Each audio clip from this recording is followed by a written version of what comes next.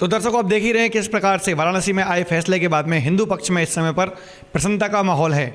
और इस समय मेरे साथ मौजूद हैं अखिल भारतीय हिंदू महासभा के प्रदेश प्रवक्ता संजय हरियाणा, जिन्होंने जब इस बात को सुना कि आज हिंदुओं के पक्ष में फैसला आया है और फैसला ये आया है कि अब ज्ञानवापी मुद्दे पर सुनवाई जारी रहेगी, यानी कि सुनवाई के लायक ये केस है, इसी बात को लेकर के मेरे साथ मौजूद है इस समय पर संजय हरियाणा बात करेंगे। इनसे क्या कहना चाहेंगे इस संबंध में? देखिए, निश्चित ऐतिहासिक दिन। जज अजय जी को मैं साधुवाद दूंगा भारत की जनता की तरफ से। निश्चित तौर पर उन्होंने हिंदुओं के दिल में और आस्था का विषय है ये हमारा मंदिर। 7 रूल 11 की दरख्वास्त जो मुस्लिम पक्ष की दी गई थी, जो पिछली सरकार कांग्रेस सरकार ने 1991 का हिंदुओं की पूजा का अधिकार जो कुछ जगहों पर समाप्त करने के लिए जो कानून लाए थे, उसकी आड़ लेकर जो मुस्लिम पक्ष ने एप्लीकेशन लगाई थी, आज उसको खारिज किया। निश्चित तौर पर हिंदुओं में खुशी की लहर, और मैं भारत की जनता और विशेषकर समस्त हिंदू समुदाय को आज की इस फैसले की बहुत बहुत बधाई दूंगा। इसके लिए निश्चित तौर से हमारा समाज साधुवाद का पात्र है कि उन्होंने बहुत इंतजार किया। जैसे राजा रामचंद्र जी के मंदिर के लिए 550 वर्ष का जो इंतजार था, निश्चित तौर पर अब इसके लिए इतना इंतजार नहीं करना पड़ेगा। जैसा कि आज फैसला आया है, फैसले आने के बाद में देखा जा रहा है कि जो भारतवर्ष के हिंदू हैं वो खुशी की लहर में झूम उठे हैं, तो कैसा महसूस कर रहे हैं इस समय आप?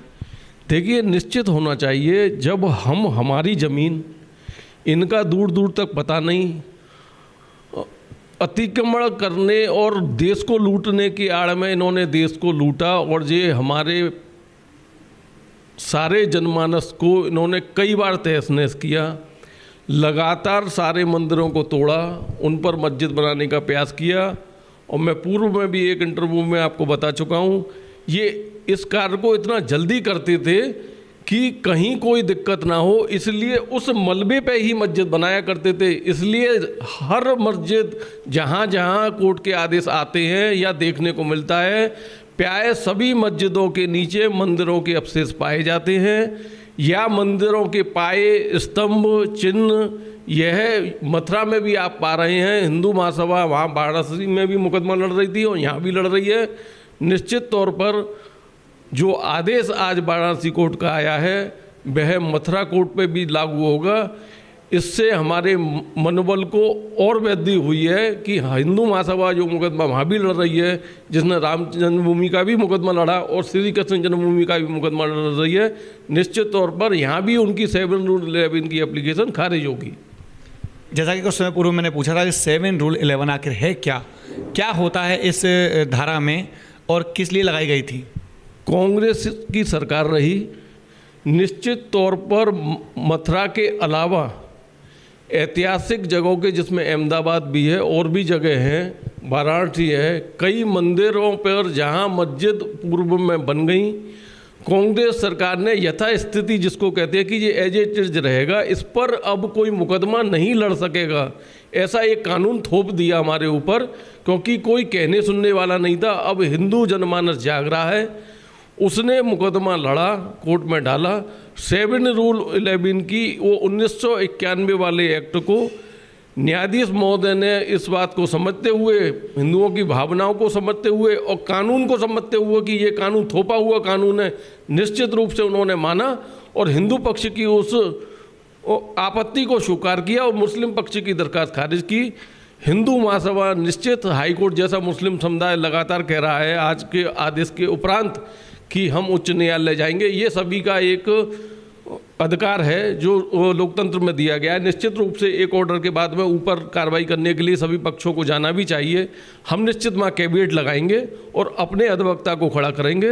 निश्चित वहाँ भी 7 रूल 11 की दरखास्त जो माननीय जज अजय जी ने आज जो खारिज की है, यही आदेश हाईकोर्ट में भी लागू रहेगा। ऐसी में मेरी क्या हिंदू जनमानस की मांग है। यदि बात करें 7 रूल 11 की, तो जैसा कि आपने ही कहा था कि एक ऐसा जबरन आदेश थोपा गया था जिसमें कि कोई भी पक्ष यथास्थिति में रहने के बावजूद अपना दावा नहीं कर सकेगा। लेकिन अभी ताज़ा मामले 2 हैं जिसमें कि अयोध्या का मामला सुलझाया गया है और फिर एक ज्ञान वापिया केस। तो क्या मानना है कि ये जो रूल बनाया गया था बिल्कुल समाप्त कर दिया जाएगा?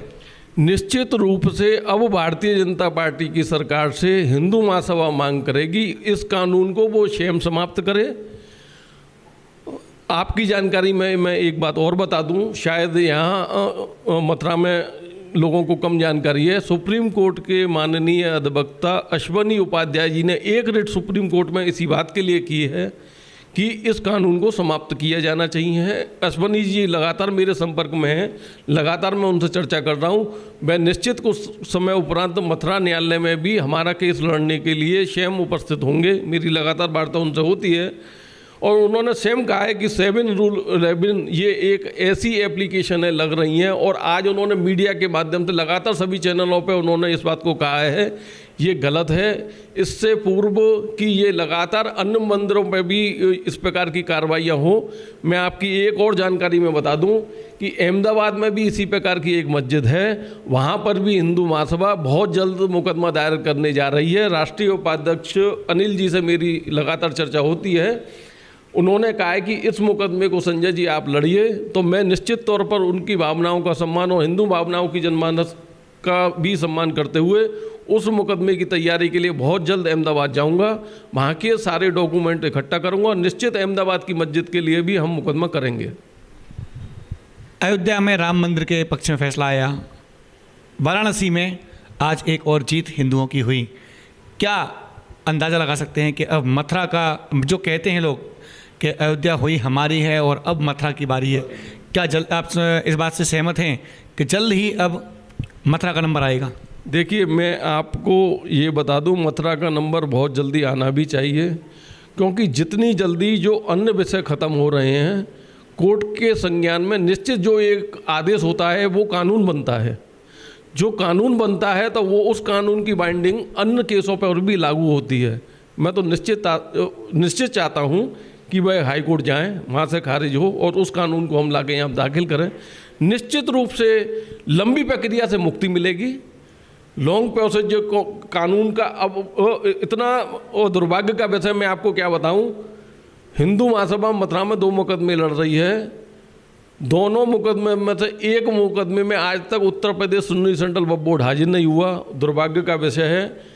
माननीय उपाध्यक्ष हमारे अखिल भारत हिंदू महासभा के जिन्होंने दूसरा मुकदमा डाला है, उसमें चारों पक्षों में से चारों पक्ष हाजिर नहीं हुए हैं, वह चारों भाग रहे हैं। क्योंकि निश्चित तौर पर हिंदू महासभा ही अकेली वो बॉडी है जिसने 1944 में इस संपत्ति को, श्री कृष्ण जन्मभूमि की संपत्ति को परचेज किया था।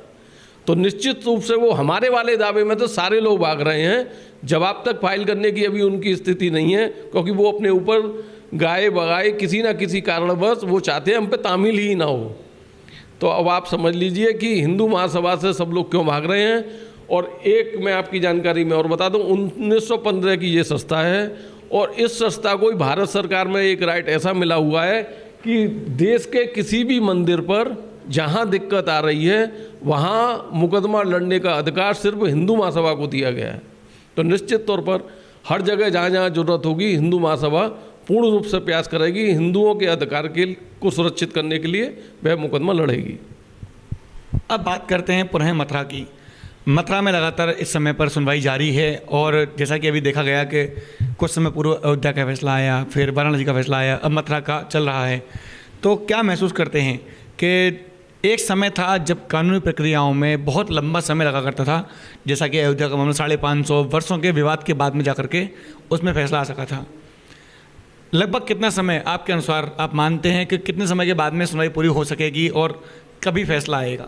देखिए, निश्चित तौर पर एक सिविल सूट में जो प्रक्रिया होती हैं, क्योंकि कानून की कुछ जानकारी मेरे को भी है, निश्चित रूप से दावा दायर करने के उपरांत उसमें दूसरा पक्ष अपना जवाब प्रस्तुत करता है। उसके बाद में इशू बनते हैं पॉइंट ऑफ डिटर्मिनेशन, जिस पे सारा मुकदमा तय होता है। कुछ बिंदु जिसको कहा जाता है, कुछ बिंदु बनते हैं, उन पे मुकदमा तय होता है। दोनों पक्ष अपनी एविडेंस होते हैं, मुकदमा में बहस होती है और मुकदमा समाप्त होता है।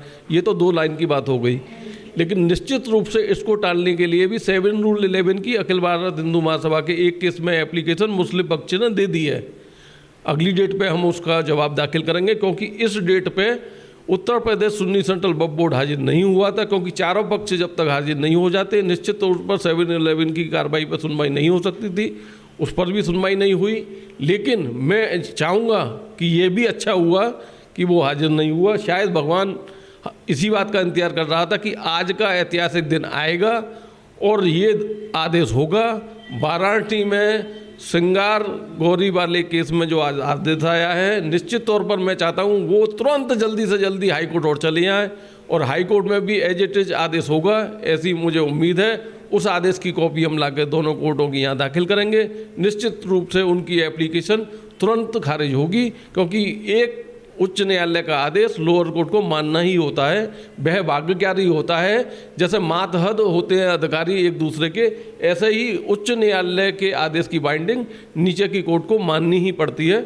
हम चाहते हैं निश्चित तौर पर वो जाएं और तुरंत आदेश हो। दोनों पक्षों के, दोनों कोर्टों के आदेश लाके हम यहाँ दाखिल करेंगे। तो 7 रूल जैसे ही खत्म होगा उनको अपना जवाब दाखिल करना पड़ेगा, क्योंकि डॉक्यूमेंट्री साक्ष्य हमारे फेवर में है। निश्चित रूप से, क्योंकि आप जानते हैं टाइटल जैसे कहते हैं कि आज लैंड मेरे नाम है और टैक्स भी हम दे रहे हैं और रह वो रहे हैं, तो किस कैपेसिटी में रह सकते हैं। निश्चित तौर पर हमारा अधिकार बनता है और तुरंत माननीय न्यायालय को 7 रूल 11 खारिज करके, मैं चाहता हूँ ये मुकदमा ज़्यादा समय ना लेके ज़्यादा से ज़्यादा 5 साल में समाप्त होना चाहिए, क्योंकि एक एप्लीकेशन इसमें हमने इस बात की भी दी है, क्योंकि निश्चित तौर पर जब जब जो दरखास्तें अगर खारिज या मंजूर होती हैं तो हर पक्ष को अधिकार होता है वो ऊपर की कोर्ट में उसकी अपील या रिवीजन करे। तो निश्चित रूप से 7 रूल 11। और उसके बाद में आपको एक जानकारी है ही कि एक सर्वे कमिश्नर सीनियर की एडवोकेट की दरखास्त इस केस में लगी हुई है, जो ईदगाह परिसर श्री कृष्ण जन्मभूमि वाले मैटर में वहाँ जाए और वहाँ के सारे ईदगाह परिसर का मुआयना करके, फोटोग्राफी करके, पत्थरों की सब जानकारी करके एक रिपोर्ट बना के माननीय न्यायालय में दाखिल करे। जब वो रिपोर्ट आएगी उसके भी खिलाफ वो लोग हाई कोर्ट जाएंगे। तो आप जानते हैं कि कानूनी प्रक्रिया थोड़ी भारतवर्ष में स्लो है। हम भारत सरकार से मांग करते हैं और एक मुकदमा एक माननीय जिला जज महोदय के यहाँ चल रहा है इसी बात के लिए, और अखिल भारत हिंदू महासभा उसमें अगली डेट 16 तारीख है। 16 तारीख को हम प्रयास करके उसमें अपनी ओर से, तो क्योंकि मुकदमा जल्दी हो, हम सहमति इस बात की देने वाले हैं कि एक स्पेशल कोर्ट की व्यवस्था मथुरा न्यायालय में हो जाए जो सिर्फ श्री कृष्ण जन्मभूमि का मुकदमा सुने। अगर ऐसा निर्णय आता है तो निश्चित रूप से वो भी ऐतिहासिक फैसला होगा, और वो ऐसा फैसला होगा, मैं कह रहा हूँ 5 साल, भगवान ने चाहिए था वो 1 साल में फिर हमारा मुकदमा समाप्त होगा। तो दर्शकों, अभी आपने देखा किस प्रकार से खुशी जाहिर करते हुए आज यहाँ पर मौजूद रहे हमारे साथ अखिल भारतीय हिंदू महासभा के प्रदेश प्रवक्ता संजय हरियाणा, जिन्होंने बताया कि आज इस समय देश में हिंदुओं में एक खुशी का माहौल बना हुआ है, क्योंकि ये केस किस लायक था, सुनने के लायक था भी या नहीं, इस बात को फैसला आना था और आज ये फैसला आ चुका है जो कि गया है हिंदुओं के पक्ष में। और कहा गया है कि ये जो अब केस है ये सुनवाई के लायक है और लोग अपने अपने साक्ष्य प्रस्तुत कर सकेंगे। फिलहाल के लिए इतना ही। मैं अपने सहयोगी आकाश बंसल के साथ गोपाल चतुर्वेदी, अभी न्यूज़। आज ही लाएं अपनी मनपसंद Maruti Suzuki car Uma Motors Arena से और पाएं तुरंत फाइनेंस की सुविधा कम से कम ब्याज दर पर। साथ में आपकी पुरानी गाड़ी की सबसे ज्यादा एक्सचेंज कीमत पाएं ट्रू वैल्यू में। नंबर नोट करें 9997682222।